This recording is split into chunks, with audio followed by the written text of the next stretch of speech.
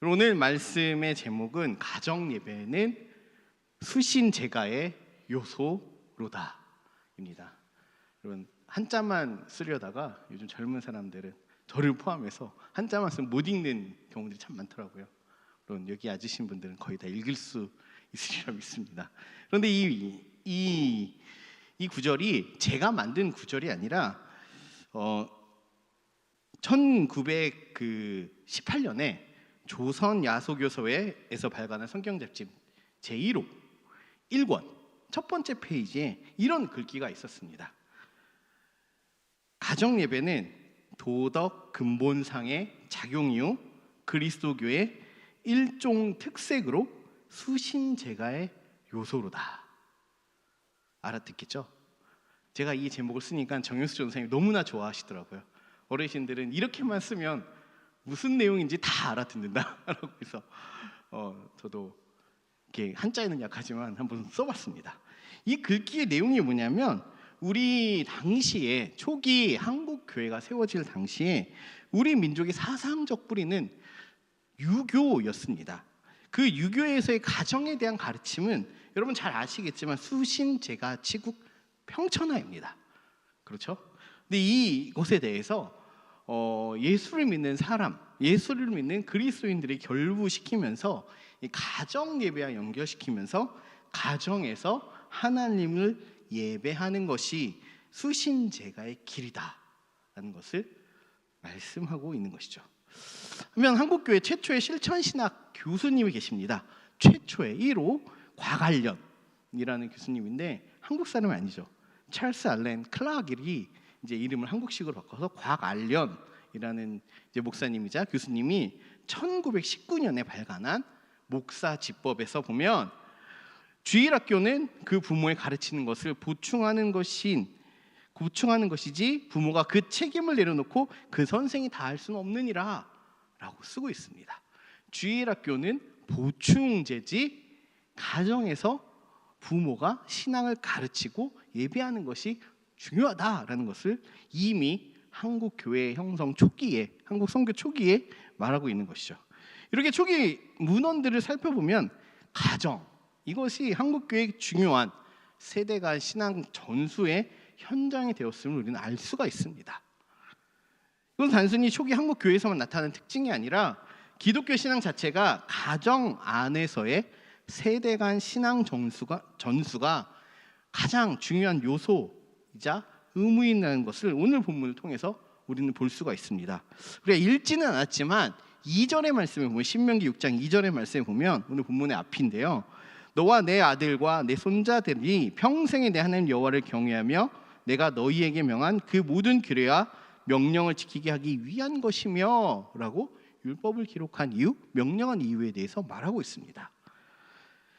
여기서 너와 내 아들과 내 손자들이 평생에 내 하나님 여호와를 경외하기 위함이다 라고 말하고 있죠.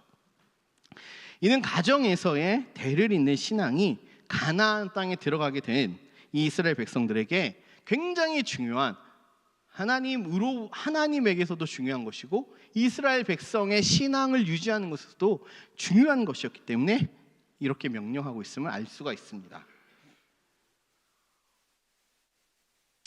그렇다면 오늘 본문에서 함의하고 있는 가정 예배의 핵심은 무엇일까요? 우리는 보통 가정 예배라고 하면 이렇게 생각을 합니다. 가정에서 가족 구성원들이 함께 모일 수 있는 시간을 딱 정합니다. 그리고 주일 예배처럼 인도자가 인도를 합니다. 그리고 순서에 따라 찬송가를 부르고 대표 기도를 하고 설교를 하고 또 기도를 하고, 그리고 뭐 교제를 하던가 주기도문으로 예배를 끊습니다. 보통 그렇게 하지 않습니까? 저희가 명절 때마다 나가는 가정 예배도 이러한 포멀한 폼을 가지고 합니다. 그런데 찬송가와 성경책을 이렇게 펴놓고 예배하기 싫어하는 자녀들이 끌어다 앉혀서 생소하고 부르기 싫은 찬송가를 불러야 하고, 사도신경, 이해가 안 되는 사도신경을 외워야 하고, 부모님의 긴 대표 기도를 들어야 하고, 이해가 안 되는 성경을 읽고 설교인지 잔소리인지 구분이 안 되는 말씀을 들어야 합니다. 이것은 자녀들의 관점에서 이 예배를 해석한 겁니다. 굉장히 지루합니다. 제가 뭐 우리 교회는 아닙니다. 어떤 분들과 이야기를 나누다가 자기 집에는 아침 6시에 일어나서 아이들이 1시간 동안 예배를 드리고, 아이들의 나이는 유치원생 때부터 저녁에 8시에 또 1시간씩 예배를 드렸다고 합니다. 그래서 와, 대단하다. 어떻게 그럴 수가 있죠? 제가 그랬습니다. 자녀들이 그렇게 합니까? 그랬더니 지루해 한다고 합니다.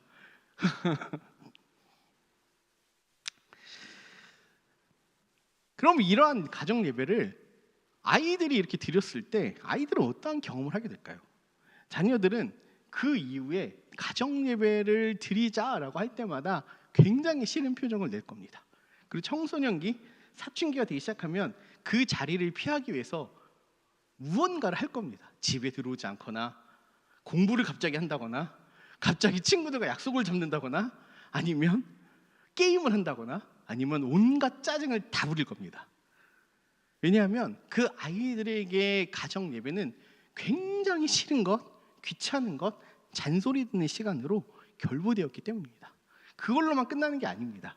그래서 교회에서 예배 드린다라고 할 때에 이 순서가 등장하는 순간 아이들에게, 이 자녀들에게 예배는 지루한 곳, 예배하기 너무 힘든 시간, 앉아있기 굉장히 잔소리 듣는 시간으로서 평생의 무의식 속에서 작동하게 됩니다. 그래서 고정관념이라고 합니다. 그렇다면 이런 가정 예배를 왜 드려야 될까요? 그리고 어떻게 해야 될까요? 우리 본문에서 6장 4절의 말씀을 한번 읽어보겠습니다. 4절의 말씀입니다. 시작. 이스라엘아 들으라, 우리 하나님 여호와는 오직 유일한 여호와이시니. 여러분, 이 말씀을 보면 히브리어로는 쉐마 이스라엘, 들으라 이스라엘, 이스라엘아 들으라 이후에 네 단어로 이렇게 신앙 고백을 하는 것을 볼 수가 있습니다. 여호와, 우리 하나님 엘로헤누, 유일한 에하드 여호와, 이렇게 써 있습니다. 네 단어만 딱 써 있습니다. 이 말은 무슨 뜻이냐면, 하나님은 우리의 하나님이시다.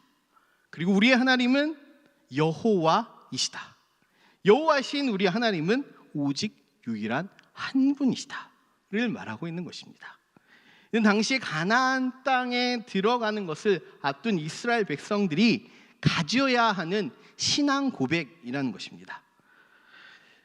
그리고 또한 내가 이것을 인식하는 것뿐만 아니라 아들과 손들과 자손 대대로 가르쳐야 하는 것이죠. 왜 하나님은 이것을 신명기에서 가나안 땅에 들어가는 것을 앞둔 이스라엘 백성들에게 강조하여 명령하실까요?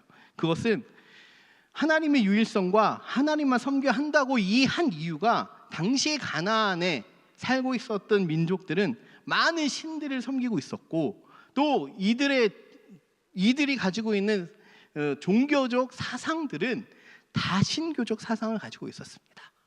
그렇기 때문에 이 이스라엘 백성들이 그 땅에 들어갔어도 그 많은 가나안에 살아있는 민족들을 정복하는 것뿐만 아니라 그 신들로부터 오직 하나님만이 참 하나님이시고, 그 하나님은 우리의 하나님이시고 유일하신 분이시며 그 하나님만을 섬겨야 된다는 것을 고백하고 믿고 따라야 했기 때문에 이것을 강조해서 말하고 있는 것입니다.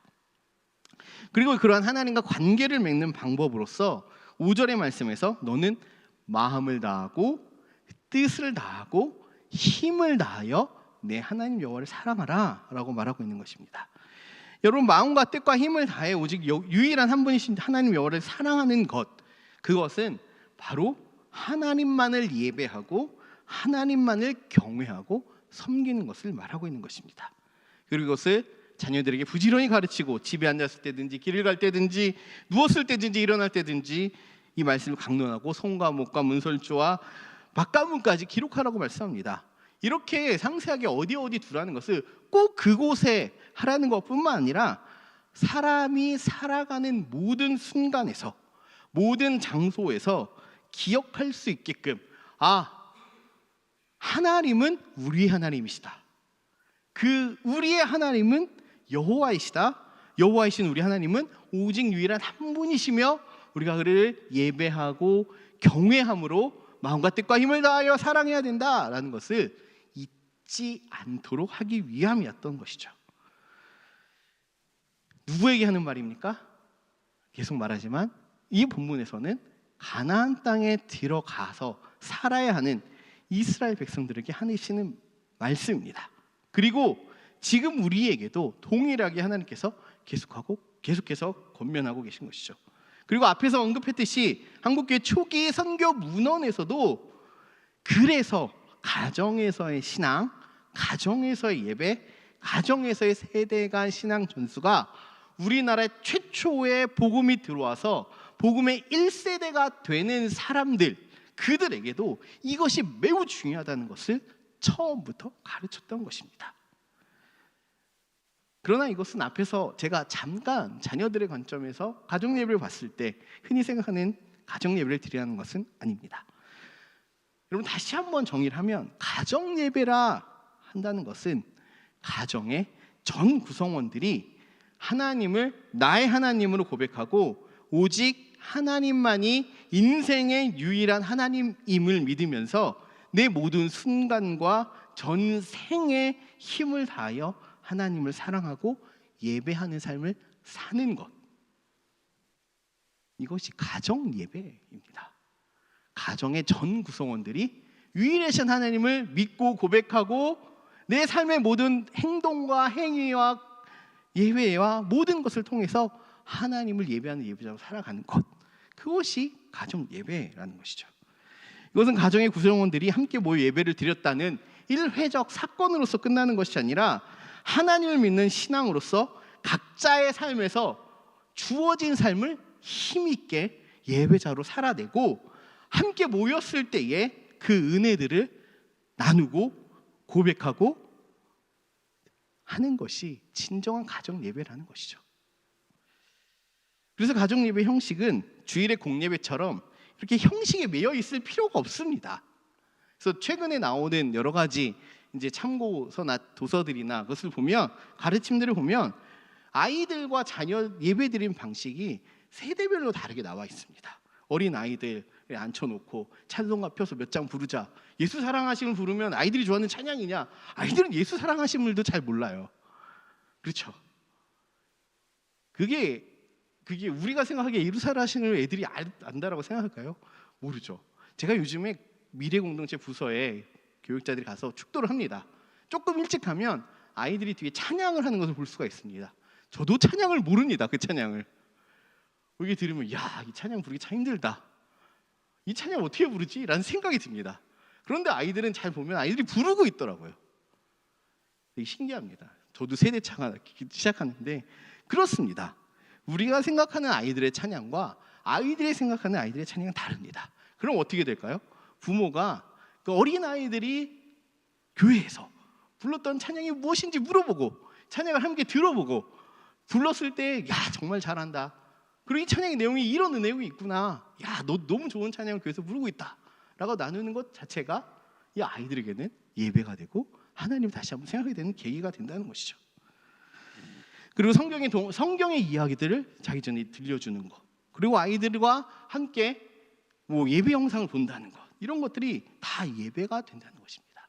청소년 아이들과는 여러 가지 힘든 이야기들을 삶에서 식사 자리에서나 간단히 나눌 때 그때 그래도 너를 사랑하신 하나님이 너가 힘든 공부 속에서 역사하실 것이다 라고 축복해주고 격려해주고 칭찬해주는 그 모든 것이 하나님의 이름이 그 아이에게 삶을 이끌어가는 중심에 있는다는 것들을 예배가 되게 하는 기초가 된다라는 것입니다. 더 많은 이야기들을 하고 싶지만 부모 학교에서 이 예배들이 준비되어 있습니다.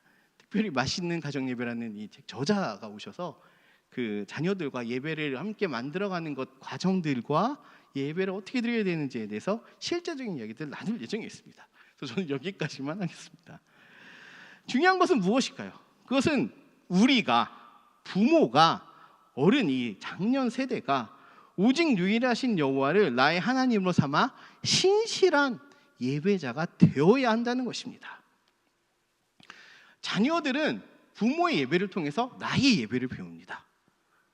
신앙은 모방이 되어지고 그리고 예배 드리는 것이 같이 부모의 모습을 따라서 함께 보고 경험하고 같이 참여함으로 학습되어지고 예배가 문화화되는 것이 예배입니다.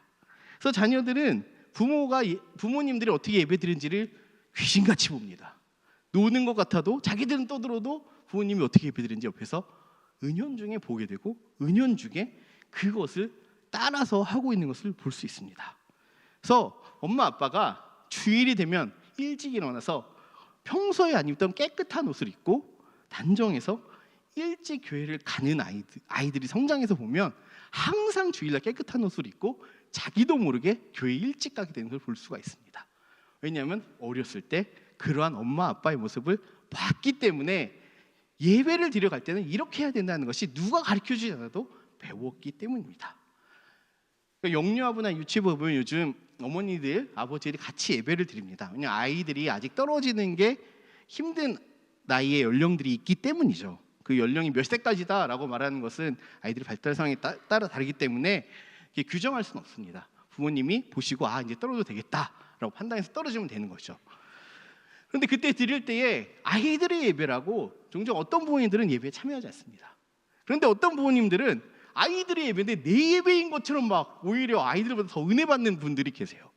막 같이 율동을 열심히 부르고 전도사님 설교를 너무 은혜를 받고 활동도 같이 합니다. 그래서 가끔 이렇게 가서 보면 야, 어머니가 진짜 신실하게 예배를 드리는구나 생각을 할 때가 있습니다. 그런데 그러한 예배의 모습을 보면서 아이들은 내가 어떻게 나의 예배, 영유아부 예배, 유치부 예배에서 어떻게 예배 드려야 되는지를 배우게 되는 겁니다. 아이들이 율동을 안 한다고 해서 엄마도 야, 너 율동해, 너 율동 이렇게 시켜야 돼, 팔 벌려야 돼, 이게 아니라 엄마가 율동을 하고 있으면 아이들은 어느 순간 율동을 하고 있는 겁니다. 그것이 예배를 배운다라는 것입니다. 때때로 보면 자녀들이 칭얼대고 하다 보면 예배에 집중하기 위해서 막 먹을 거를 줍니다. 그런데 물론 그럴 수 있지만 예배 시간에는 먹는 것이 아니다는 것은 먹지 말아라 해서 먹는 것이 아니라 그 어릴 때부터 예배 시간 끝나고 나서 주는 것이 학습되어질 때 예배 시간에는 음식물을 가지고 들어오는 게 아니고 먹는 시간이 아니고 마시는 시간이 아닌 것을 배우게 된다는 것이죠. 그러면 가정 예배는 부모가 드리는 예배자로서의 모습을 통해서 자녀들은 전수되어야 된다는 것을 잊지 말아야 된다는 것이죠. 그리고 덧붙여서 앞에서 어린아이들의 찬양 행사를 보여주고 할 때 함께 이야기하는 것이 예배가 된다라고 얘기했습니다. 그래서 이런 것을 위해서 저희가 주보에 보면 이제 온라인 미래 공동체란에 QR코드를 넣었습니다. 그것을 함께 보여주면 됩니다. 저희 아들도 한번 보여줘 봤는데요. 저희 둘째가 유년부입니다. 유년부 영상을 이렇게 보여줬어요.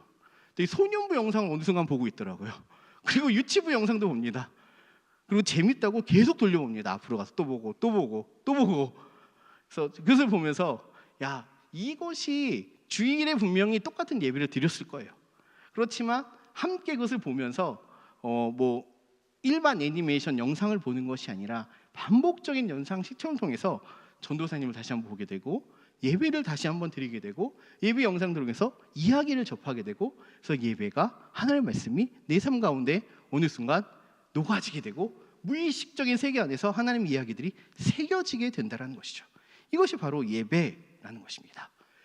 가능하다면 아이들에게 이런 영상을 틀어주고 추천해주면 참 좋겠습니다. 그리고 손자 손녀들 태어났으면 아이들이 영상을 볼 때 이제 부모님이 다른 영상을 애니메이션 틀어줘도 야, 이거 한번 봐봐라 하고 보면 재밌습니다. 저도 이렇게 가끔씩 보거든요. 빠져들어요. 요즘에 전도사님들이 굉장히 멘트도 늘고 굉장히 재밌게 잘합니다. 보여주면 참 재밌습니다. 또 이러한 온라인 내용도 사실 부모학교에서 강의하기 때문에 더 이상 길게는 하지 않겠습니다. 중요한 것은 예배라는 것이 하나님이 우리의 하나님이 된다라는 것, 그리고 우리가 하나님만을 섬겨야 된다는 것, 그것이 부모를 통해서 또 매체를 통해서 자녀들이 노출되기 시작할 때 가정 예배가 이루어지게 되는 것이고 가정 예배 전 구성원들이 예배자가 되는 그러한 가정이 돼가는 복받는 가정이 되는 길이라는 것입니다. 정리하겠습니다. 여러분, 가정 예배는 기독교 신앙을 유지하고 전수하는 데 가장 중요한 요소입니다. 그러나 가정 예배는 어떠한 형식이 아닙니다. 하나님을 유일한 나의 하나님으로 고백하고 예배하는 예배자로 살아가는 것입니다. 그래서 가정에서의 신앙 전수의 이 핵심은 유일하신 하나님이 나의 하나님이라는 것, 나의 평생에 그 하나님만을 경외하고 예배하며 사랑하실 것입니다 라는 것을 은연중에 또 의도적으로 고백하게 만드는 것입니다. 그리고 예배를 가르친다는 것은 부모와 함께 열심히 예배드리는 것, 또 다양한 매체를 통해서 계속해서 하나님의 이야기를 듣게 되고 하나님을 어떠한 분이신지 알게 되기 시작할 때에 그것이 예배가 된다는 것입니다. 그렇게 할 때 신명기에서 하나님은 그 땅에 들어가 너와 내 자손들이 장수와 번영을 하게 될 것이라고 말씀하셨습니다. 또한 우리나라 초기 성경 문헌에서는 수신제가의 요소다라고 기록하고 있습니다. 결국은 그것이 하나님 나라의 복을 누리는 길이라는 것입니다. 여러분, 이제는 절박하게 다음 세대를 위해 기도해야 되는 시기입니다. 그런데 지금의 다음 세대가 계속되어진다면 10년 후, 20년 후, 30년 후 그런 시간이 흘렀을 때 이 예배당엔 아무도 예배하는 이 없이 카페나 어떠한 문화재로서 기록되는 장소로 변해 있을 수도 있습니다. 그럼 우리가 기도하면서 우리가 먼저 예배자로서의 예배자를 지켜야 합니다. 그리고 자녀들에게 여러 가지 하나님의 이야기들, 그리고 가정 예배들, 그리고 어떤 매체를 활용해서 적극적으로 보여주고 들려주고 함께하고 이럴 때에 자녀들의 신앙이 하나님 중심적인 신앙, 하나님만이 나의 하나님이시다는 고백하는 신앙이 어느 순간에 형성되어지게 되는 것입니다. 그래서 하나님께서 이스라엘 백성들과 약속하셨듯이 우리의 가정의 주인 대신 유일하신 하나님을 높이는 예배가 회복되고 자녀들이 하나님을 섬김으로 하나님의 은혜를 풍족히 누리며 살아가게 될 줄 믿습니다. 이러한 은혜를 누리는 모든 성도들, 여러분들 다 되시기를 축복하고 기도합니다.